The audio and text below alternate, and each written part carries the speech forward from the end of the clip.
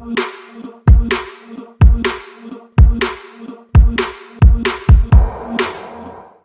Property நேயர்களுக்கு வணக்கம்.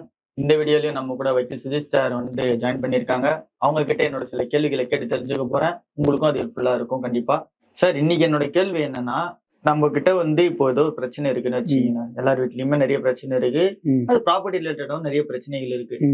அத எப்படி பார்த்தாலும் நம்ம சொல்ற விஷயமே ஒரு கோர்ட்டு, ஒரு லா, இந்த மாதிரி ஒரு விஷயங்களால தான் நம்ம சொல்யூஷன் கொடுக்கணும்னு சொல்லிட்டு அங்க போறோம். அப்படி நம்ம கோர்ட்டுக்கு போகும்போது எங்களுக்கு என்ன பிரச்சனை ஆயிடுதுன்னா, இது நார்மலான மக்கள் எல்லாருக்கும் சேர்த்து சொல்றேன். அப்படி கோர்ட் கேஸ்ன்னு போகும்போது எங்களுக்கு ஒரு பயம் ஃபர்ஸ்ட் கிரியேட் ஆகுது. எங்க போனா இது எத்தனை வாய்தா போகும், எத்தனை வருஷம் எடுத்துட்டு போகும், இது எப்பதான் முடிவு பெறது. ஏன்னா அடுத்த இயரிங் சொல்லிட்டு இது நிறைய பேர் ஃபேஸ் பண்ணிருக்க பிரச்சனை தான். சோ அப்படி இருக்கும்போது கோர்ட்டின் மீது அந்த டைம் இருக்கிற கால அவகாசம் மீது ஒரு பயமும் ஒரு அதிருப்தியும் மக்களுக்கு வருது. கண்டிப்பா. அப்படி இருக்கும்போது நான் கோர்ட் கேஸ்ன்னு போக கூடாது. ஆனா நான் வக்கீல்களை ஒரு லீகல் சப்போர்ட் கேட்டு என்னோட சொல்யூஷனை முடிச்சுக்கணும். கோர்ட் கேஸுக்கும் போக கூடாது. ஆனா அதே மாதிரி நாங்க பஞ்சாயத்து பண்ணவும் விருப்பம் இல்ல. ஆனா நாங்க வக்கீல் கிட்ட லீகலா பண்ணுன்ற ஒரு விஷயம் எங்களுக்கு வரும்போது இதுக்கு நாங்க என்ன மாதிரி சொல்யூஷன் எடுக்கிறது? ஓகே, சோ நீங்க சொன்னது நடைமுறையில அது என்னமோ உண்மைதான். கோர்ட்டுக்கு போனா ரொம்ப நாள் எடுக்கிறது அப்படின்ற ஒரு அதிருப்தியெல்லாம் மக்கள் கிட்ட இருக்கு. பட் இதுக்கு காரணம் என்ன அப்படின்றது பார்த்தா நம்ம ஜஸ்டிஸ் சிஸ்டமோட பிரின்சிபல். சோ நம்ம ஜஸ்டிஸ் சிஸ்டமோட பிரின்சிபல் என்ன சொல்லுதுன்னா, 1000 குற்றவாளிகள் தப்பிச்சாலும் ஒரு நிரபராதி தண்டிக்கப்படக்கூடாது அப்படின்னு சொல்லுது. சோ இதை பேஸ் பண்ணி தான் நம்ம கோர்ட் சிஸ்டம் எல்லாமே ஒர்க் பண்ணிட்டு இருக்கு. அதனாலதான் ஒரு கேஸ் எடுத்தா அத்தனை விசாரணைகள் நடக்கிறது, இது எல்லாமே நடக்குது. சோ இதனாலேயே ஒரு கேஸோட டைம் பீரியட் ரொம்ப நாளா போகுது. இன்னொரு பிம்பமும் இருக்கு. இப்ப நம்ம கோர்ட்டுக்கு போகாம வக்கீல் வச்சு முடிக்கிறது எல்லாமே கட்ட பஞ்சாயத்து தான் அப்படின்னு ஒரு பிம்பமும் இருக்கு. வக்கீல்கிட்ட போனாலே மிரட்டி தான் ஏதாச்சும் ஒரு காரியத்தை பண்ண வைப்பாங்க அப்படின்ற ஒரு பிம்பமும் இருக்கு. இந்த பிம்பம் 100% உண்மைன்னு நான் சொல்ல மாட்டேன். வக்கீல் மூலமா லீகலா முடிக்கிற நிறைய வழிகளும் இருக்கு. சோ அதை பத்தி நம்ம இன்னைக்கு பார்க்கலாம். சோ இப்ப நம்ம கோர்ட்டுக்கு போகாமலே வக்கீல்கள் சப்போர்ட் மூலமா கேசஸ முடிக்கலாம். சோ அதுக்கு ஒரு 3 வழிகள் இருக்கு. சோ அது என்னன்னா நெகோசியேஷன், ஆர்பிட்ரேஷன், மீடியேஷன். சோ இதெல்லாமே ஆல்டர்னேட் டிஸ்பியூட் ரெசல்யூஷன் அப்படின்னு சொல்லுவாங்க.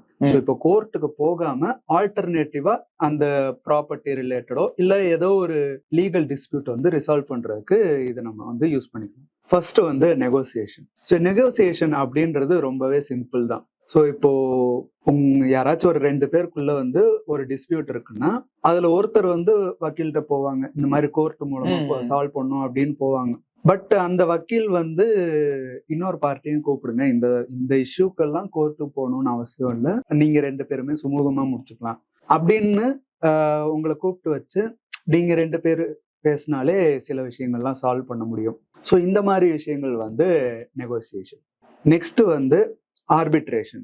ஸோ இப்போ ஆர்பிட்ரேஷன் அப்படிங்கிற ப்ராசஸ்ல ஆர்பிட்ரேட்டர் அப்படின்னு ஒருத்தர் இருப்பார்.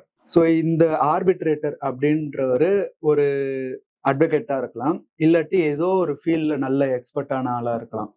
இப்போ ப்ராப்பர்ட்டி இஷ்யூஸ் இருக்குன்னா ரியல் எஸ்டேட்ல ஒரு நல்ல எக்ஸ்பர்ட்டான ஆள் இருக்கலாம். இது டிவோர்ஸ் அந்த மாதிரி இருக்கையில மேரேஜ் இஷ்யூ அந்த சைட்ல எக்ஸ்பர்ட்டா இருக்கலாம். ஸோ இந்த மாதிரி ஆர்பிட்ரேட்டர்கிட்ட போயிட்டு நம்ம இஷ்யூஸ் ரிசால்வ் பண்ணிக்கலாம். பட் இந்த ஆர்பிட்ரேட்டர் அப்பாயிண்ட் பண்றதுக்கு நம்ம ஆல்ரெடி ஏதாச்சும் அக்ரிமெண்ட்ஸ் போட்டிருந்தா, இந்த கம்பெனிஸ்ல அக்ரிமெண்ட்ஸ் போடுவாங்க. சோ அந்த அக்ரிமெண்ட்ஸ்ல ஆர்பிட்ரேஷன் கிளாஸ் அப்படின்னு ஒன்னு இன்க்ளூட் பண்ணும். ஓகே. சோ இந்த கிளாஸ்ல என்ன இருக்கும்னா, நமக்குள்ள அதாவது அந்த பார்ட்டிஸ்குள்ள ஏதாச்சும் இஷ்யூ வந்தா கோர்ட்டுக்கு போறதுக்கு முன்னாடி ஆர்பிட்ரேட்டர்ஸ் மூலமா ஒரு ஆல்டர்னேட் டிஸ்பியூட் ரெசல்யூஷன் ட்ரை பண்ணும் அப்படின்னு அவங்க போட்டுக்கலாம். ஸோ இதுல சிங்கிள் ஆர்பிட்ரேட்டர் இருக்கும், மல்டிபிள் ஆர்பிட்ரேட்டர் இருக்கும். ஸோ சிங்கிள் ஆர்பிட்ரேட்டர் அப்படிங்கையில ஒரு ஆர்பிட்ரேட்டர் மட்டும்தான் இருப்பாங்க. இந்த பார்ட்டிஸ் ஆகிற மூலமா இஷ்யூஸ் சால்வ் பண்ணிப்பாங்க. இதே மல்டிபிள் ஆர்பிட்ரேட்டர்ஸ்னா ஒரு பார்ட்டி ஒரு ஆர்பிட்ரேட்டர் அப்பாயிண்ட் பண்ணுவாங்க, இன்னொரு பார்ட்டி இன்னொரு ஆர்பிட்ரேட்டர் அப்பாயிண்ட் பண்ணுவாங்க. சோ இந்த 2 ஆர்பிட்ரேட்டர் சேர்ந்து இன்னொரு ஆர்பிட்ரேட்டர் அப்பாயிண்ட் பண்ணுவாங்க. சோ அதுல ஒரு ஆட் நம்பர் ஆஃப் ஆர்பிட்ரேட்டர்ஸ் இருப்பாங்க, 3, 5, 7 அந்த மாதிரி இருப்பாங்க. சோ இது ஆர்பிட்ரேஷன். இதை தவிர மீடியேஷன் இருக்கு. மீடியேட்டர்ஸ் அப்படின்னு போகையில இதுக்கும் ஆர்பிட்ரேட்டருக்கும் ஒரு சின்ன டிஃபரன்ஸ் தான். சோ ஆர்பிட்ரேட்டர் அப்படின்னு எடுத்துக்கிட்டோம்னா அவங்களுக்கு வந்து ஒரு டெசிஷன் மேக்கிங் அத்தாரிட்டி இருக்கு. ம். ஸோ இவங்க 2 பேரும் அக்ரிமெண்ட் போட்டு அப்பாயிண்ட் பண்றதுனால அவர் வந்து அந்த இஷ்யூ சால்வ் பண்றதுக்கு ஒரு டெசிஷன் கொடுக்கலாம். இது மீடியேட்டர்னு போனா அவர் சஜஷன்ஸ் கொடுப்பாரு. ஓகே. ஸோ சஜஷன்ஸ் கொடுத்து அந்த சஜஷன்ஸ் பேஸ் பண்ணி ஒரு டெசிஷனை பார்ட்டிஸ் எடுப்பாங்க. ஸோ இது வந்து மீடியேஷன். ஸோ இந்த மாதிரி ஆர்பிட்ரேட்டர் அண்ட் மீடியேட்டர் சர்வீஸ்லாம் நீங்களாவே அவைல் பண்ணிக்கலாம். இதுக்கெல்லாம் அட்வொகேட்ஸ் அண்ட் எக்ஸ்பர்ட் உள்ள ஆளுங்கெல்லாம் இருக்காங்க. நீங்க நெட்ல தேடினாலே கிடைக்கும். பட் இல்ல எனக்கு இந்த மாதிரி நெட்ல தேடினாலும் எனக்கு கிடைக்கல, ஸோ அதனால யாராச்சும் ஒருத்தர் அப்பாயிண்ட் பண்ணணும் அப்படின்னா அதுக்கு நீங்க கோர்ட்டுக்கு போகலாம். ஸோ இப்போ ஆர்பிட்ரேட்டர் அண்ட் மீடியேட்டர் அப்பாயிண்ட் பண்றதுக்கே நம்ம வந்து கோர்ட்டுக்கு போகலாம். ஸோ இந்த ஆர்பிட்ரேட்டர் அண்ட் மீடியேட்டர் அப்பாயிண்ட் பண்றது ரொம்பவே கம்மி காலம் தான் இருக்கும். ஸோ அதனால டக்குன்னு ஆர்பிட்ரேட்டர் ஆர் மீடியேட்டர் அப்பாயிண்ட் பண்ணுவாங்க. ஸோ அவங்க மூலமா நாம வந்து கோர்ட் கேஸ் இல்லாம நம்ம வந்து சால்வ் பண்ணிக்கலாம். பட் இப்போ இந்த ஆர்பிட்ரேட்டர் ஆர் மீடியேட்டர் ஒரு டெசிஷன் எடுக்கிறாங்க, அதுலயும் ஒரு சுமூகமான முடிவு இல்லை அப்படின்னா நம்ம வந்து கோர்ட்டுக்கு போகலாம். ஸோ பேசிக்கலி இந்த ஏடிஆர் பிரின்சிபல்லாம் எதுக்கு ஃபாலோ பண்ணுவாங்கன்னா லோ காஸ்ட் அண்ட் டைம் சேவிங்காக வந்து ப்ரிஃபர் பண்ணுவாங்க. ஸோ இதனால உங்க இஷ்யூ வந்து டக்குன்னு முடியும் அண்ட் லோ காஸ்ட்லயும் முடியும். பட் அதுலயும் உங்களுக்கு இஷ்யூ சால்வ் ஆகலைன்னா நீங்க வந்து கோர்ட்டுக்கு போகலாம். ஓகே சார், நீங்க சொன்னதெல்லாம் எனக்கு புரிஞ்சுது. நீங்க ஒரு 3 டைப் சொன்னீங்க. இந்த 3 டைப்பான பீப்புள்ஸ் கிட்ட நம்ம வந்து சொல்யூஷன் கேட்டுக்கலாம் அப்படின்ட்டு. இப்போ எனக்கு இன்னொரு சந்தேகம் வந்து என்னன்னா, இப்போ இந்த நீங்க ஆர்பிட்ரேட்டரோ நெகோசியேட்டரோ மீடியேட்டரோ நீங்க சொல்ற ஆளுக்கு வந்து ஒரே சைடு ஸ்டாண்ட் எடுத்துட்டாங்கன்னா நான் என்ன பண்றது? உதாரணத்துக்கு இப்ப ஏன்றவங்க சைடுல ஸ்டாண்ட் எடுத்துட்டாங்கன்னா பீன்றவங்களுக்கு வந்து அது அவங்க ஒரு கண்டுபிடிக்கிறாங்க அப்படின்ற மாதிரி ஏதாவது சூழ்நிலை வருது. ஏன்னா ஒரே சைடு ஸ்டாண்ட் எடுத்துருவாங்க. ஏன்னா இது கோர்ட் கிடையாது, கோர்ட்டுக்கு வெளியே நடக்கிறது அப்படின்னும் போது ஒரு பயம் ஒண்ணு வரும்ல, இதுல நம்ம எப்படி பண்றதுன்றது. ஓகே, இப்போ இந்த ஆர்பிட்ரேட்டர், மீடியேட்டர், நெகோசியேட்டர் இவங்க எல்லாமே பை நேச்சர் ரெண்டுத்துக்கும் பொதுவான ஆளுங்களா தான் இருப்பாங்க. அண்ட் இவங்க மூலமா வர சொல்யூஷனும் 2 பேருக்கும் சாதகமா இருக்கிற மாதிரி தான் இருக்கும். ஸோ இப்போ ஒருத்தருக்கு சாதகம் ஒருத்தருக்கு பாதகமா இருக்கிறதுக்கு மோஸ்ட்லி சான்ஸ் இருக்காது. சில நேரங்கள்ல வந்து நீங்க சொல்ற மாதிரி ஒருத்தருக்கு ஃபேவரா போறதுக்கும் சான்ஸ் இருக்கு. அந்த ஒரு டெசிஷன்ல உங்களுக்கு அதிருப்தியா இருந்துச்சுன்னா நீங்க வந்து கோர்ட்ல போகலாம். ஸோ மோஸ்ட்லி 2 பேருக்கும் சாதகமா தான் டெசிஷன்ஸ்லாம் எடுப்பாங்க. ஓகே சார், இப்போ நீங்க சொன்னதுல எனக்கு புரிய வருது என்னன்னா 3 பேருமே ஒரு ஜட்ஜ் மாதிரி தான் ஆக்ட் பண்ணுவாங்க. கிட்டத்தட்ட அவங்க ஒரு ஜட்ஜ் மாதிரி தான் ஆக்ட் பண்ணுவாங்க.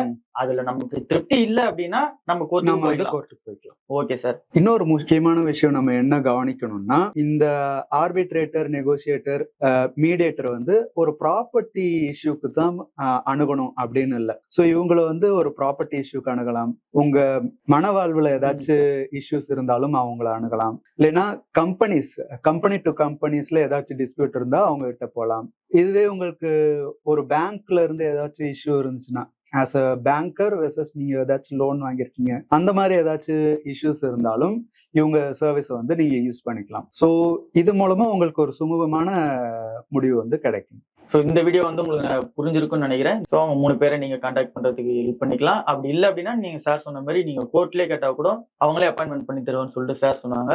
ஸோ இது தவிர்த்துட்டு உங்களுக்கு ப்ராப்பர்ட்டி ரிலேட்டடாக நிறைய டவுட்ஸ் இருக்கலாம். இல்லைன்னா இந்த ஒரு விஷயமே நான் கோர்ட்டுக்கு போகாமலே முடிச்சுக்கணும் அப்படின்னு நினைக்கிறேன். ஸோ இது தகுந்தமாக கூட லீகல் குவரிஸ் எங்களுக்கு தேவைப்படுது அப்படின்னு நீங்க ஆசைப்பட்டீங்க அப்படின்னா நீங்க வக்கீல் சார் அவங்க டீமை கான்டாக்ட் பண்ணலாம். உங்களை எப்படி சார் கான்டாக்ட் பண்றது? ஓகே, டிஸ்கிரிப்ஷன்ல நம்ம மெயில் ஐடி கொடுத்துருக்கோம். ஸோ அந்த மெயில் ஐடிக்கு உங்க queries along with your phone number வந்து போட்டு எங்களுக்கு அனுப்புங்க. எங்க லீகல் டீம் உங்களுக்கு தேவையான லீகல் அசிஸ்டன்ஸை கொடுப்பாங்க. ஸோ உங்களுக்கு ப்ராப்பர்ட்டி ரிலேட்டடான குவரிஸ் மட்டும் இல்லாம லீகல் குவரிஸ் ஏதாச்சும் இருந்தாலும் நீங்க அதை எங்களுக்கு தெரியப்படுத்தலாம். எங்க லீகல் டீம் உங்களுக்கு தேவையான லீகல் அசிஸ்டன்ஸை கொடுப்பாங்க. ஸோ இதே மாதிரி நிறைய இன்ட்ரெஸ்டிங்கான கண்டென்ட்ஸ் பிளான் பண்ணியிருக்கோம். நீங்க மறக்காம சப்ஸ்கிரைப் பண்ணிட்டு நோட்டிஃபிகேஷன் ஆன் பண்ணிக்கிங்க. அப்பதான் நாங்க போற வீடியோ உடனுக்குடனே உங்களை வந்து சேரும். ஸோ உங்களுக்கு ஏதாவது இதே மாதிரி குவரிஸ் இருந்துச்சு அப்படின்னா அது கமெண்ட் செக்ஷன்லயும் போடுங்க. நான் சார் கிட்ட அதை எடுத்துட்டு வந்து கேள்வியா கேட்கறேன். ரொம்ப நன்றி சார், உங்க நேரத்தை ஒதுக்குறது. நன்றி.